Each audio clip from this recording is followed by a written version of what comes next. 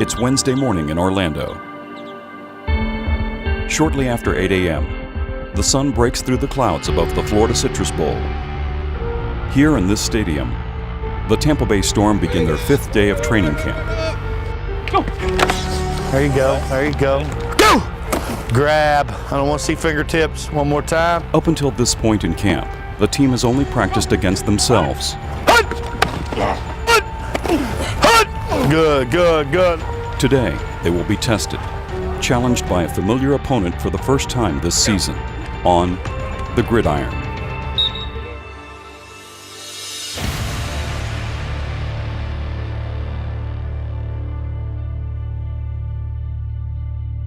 Whole idea of this thing is seeing guys compete, you got me? Yep. Don't want to see guys get hurt, want to handle ourselves with class, you got me?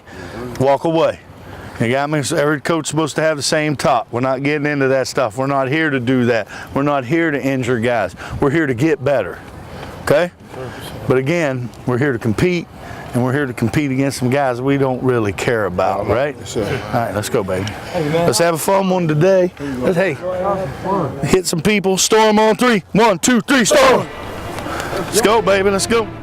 With the start of the 25th Arena Football League season on the horizon, the Storm has made the 90-mile trek up to Orlando to practice against their interstate rivals, the Orlando Predators. The war on I-4 is a great thing for Arena League. Normally, it doesn't matter what the records are. You can have a team that hasn't won a game yet and one that has won all their games, and it'll come down to the last play most of the time in these games. The proximity of the team's home cities, frequency in which they play, and an even record of 24 wins apiece has fueled this matchup to be dubbed the War on I-4. Good, good, running. That's it, hold up. Good job, you guys, good job. And for those new to either squad this year, it's apparent early on just how appropriate the name truly is. I mean, I heard a lot about it, being that this is my first year, so I didn't really know about it. But when I got over there, you can already tell as soon as you walk in, the rival that we both have. We're familiar with their players, they're familiar with us. A lot of the guys played against each other in high school, college, so yeah, I learned really quick what it was. Aside from the mystique of the Storm and Predators meeting on the field, there's a far more important purpose for this inter-squad practice. For head coach Dave Ewart and his staff, gauging the players' reaction to the increased level of competition is a key step in the evaluation process and will be critical in the final days of camp, when the roster must be cut down to 24 men. For you to go against another team, I think is great. You know, one thing it does is it allows us coaches to really watch you and critique you and grade our guys, because now the atmosphere, the adrenaline, everything is elevated. So now we get to see how you function in a hostile situation, and we got to see some good things yesterday.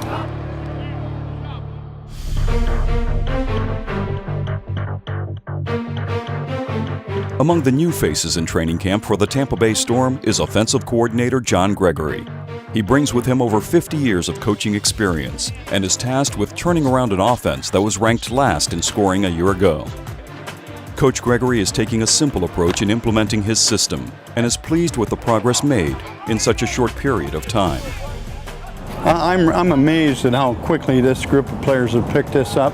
I mean, we've only been here about 5 days now, and after 2 days we had our whole offense in, and now we're just trying to work on the little things, try to get things down to so that we don't have any errors and we can do everything very well.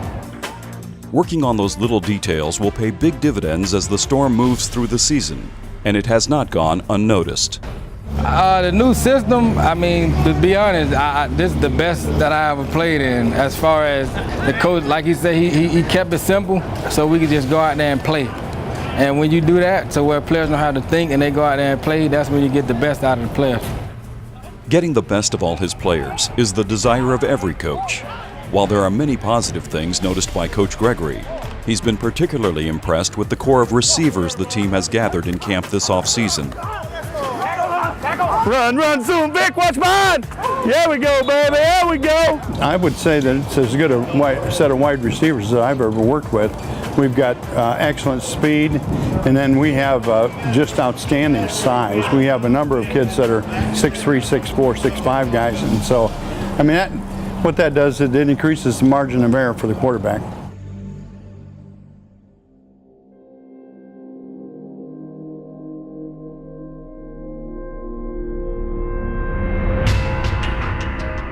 On the defensive side of the ball, the learning is not limited to only the players. The defensive coordinator of the Tampa Bay Storm is Donnie Abraham. Unlike Coach Gregory, Abraham is relatively young in his coaching career. However, he's not far removed from his playing days. The first-hand experience enables him to impart the wisdom he learned in the NFL to his players. You know, I use some of the same things that I used to be as a player, as you know, as far as poise, you know, being able to study. You know, I use some of those same things as a coach, you know, because I've been a player. I know what needs to be done. Now as a coach, I got to learn how to get that across to my players and stuff, and that's something that I enjoy doing. Today's practice against the Orlando Predators is the perfect opportunity to see how much the players have absorbed and to evaluate their effectiveness in a game-like environment. Our quarterbacks, for really the first time with real bullets coming at them, played and reacted very well. We were quite accurate. We caught the ball and we moved the ball quite well.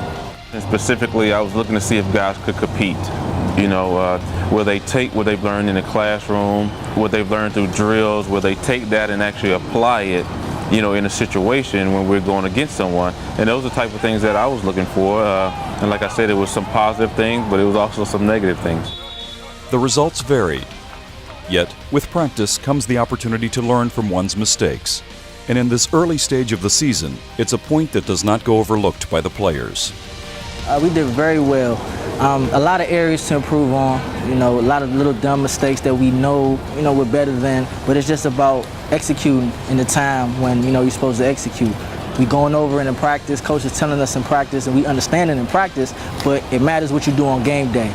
It was our first opportunity seeing another opponent, so I think it was a great opportunity to get some film to learn off of it, because we got to see a few different coverages and on a few different line slides and everything, and I think it's going to be a good learning tool.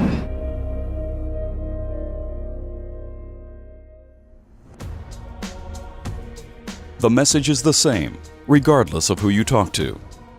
Get better. It's not just about improving as an individual, but what you're able to bring to the team. I think I add speed and quickness between the hashes, so people have to play too deep, kind of. That's what I want to do.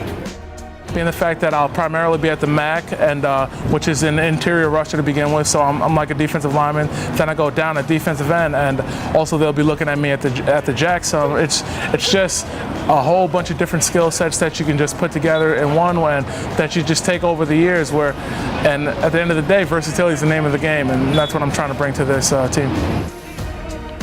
But the reality is that not everyone will make the roster.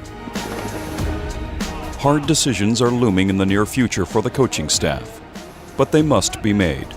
This is going to be a tough process coming up, but I like something I learned from when I was a player in the league, you know, from Coach Dungy, is that, you know, you pick the best players that make a team, not necessarily the best players. So that's kind of what we're going to do here. We're going to get the best guys that fit for our 24-man roster, and we're just going to go from there. That's what today was all about. Not a bitter rivalry. Not the yards gained or lost. Or the score. It was simply about building a team. Get under it, Ortiz! That's it, Ortiz! Pick it off! Let's go! Hey! That's it, Ortiz! Getting stronger with each snap.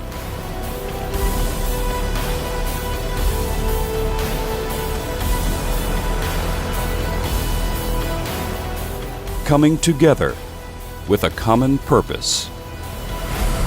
Keep it up, baby. Keep it up, fellas. Keep it up. 1, 2, 3, go!